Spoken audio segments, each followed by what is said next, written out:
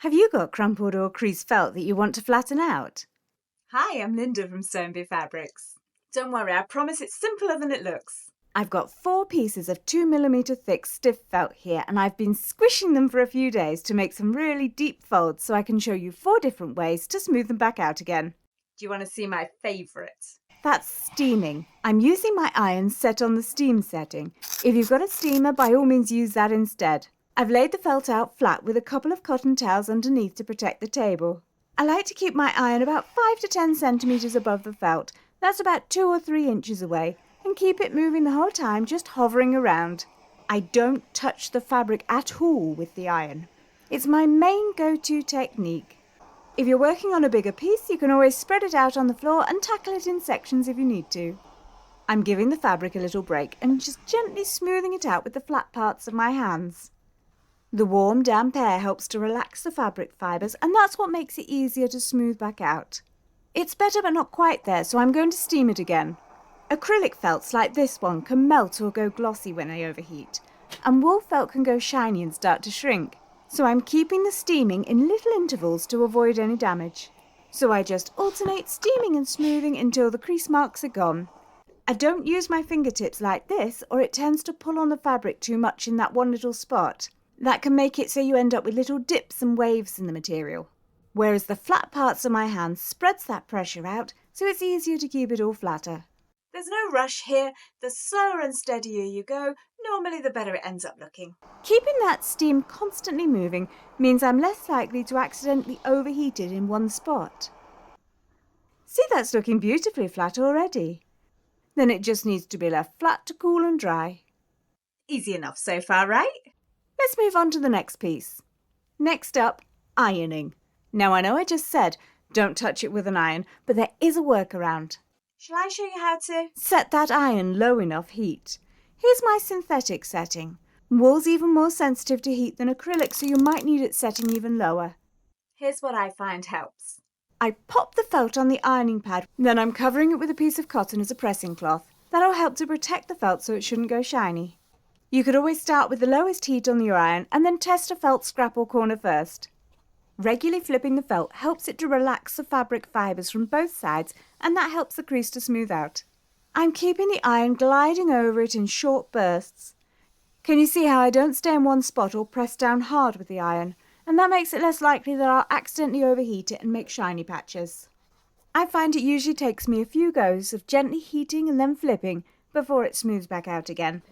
I think better to keep that temperature low and just keep going than to risk melting acrylic felt or shrinking wool felt. But if it's a really stubborn crease, I could dampen this cotton a little, and that would help those deep creases to relax even more. But it's more delicate when it's hot and it's damp, so it needs more careful handling turning like that. There we go, all smooth now.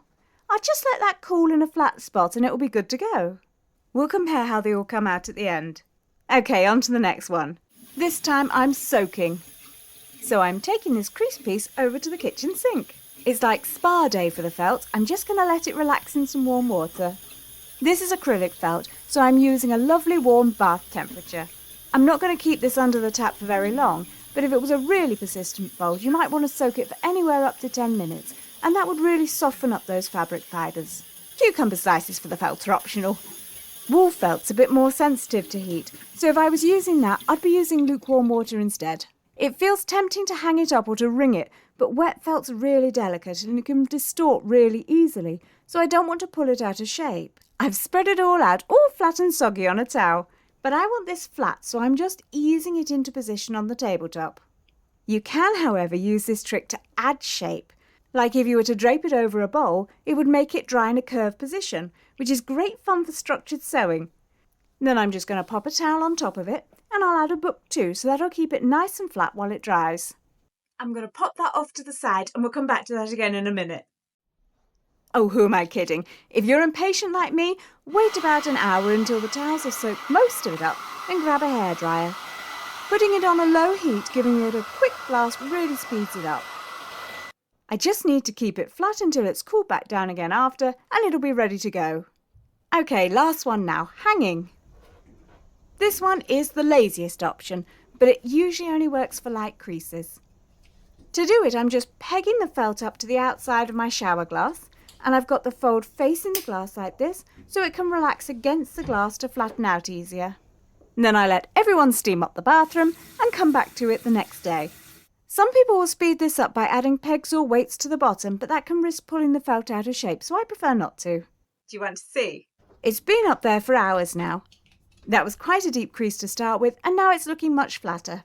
So there you go, 4 easy ways to get those pesky creases out of your felt. Let's compare how they did.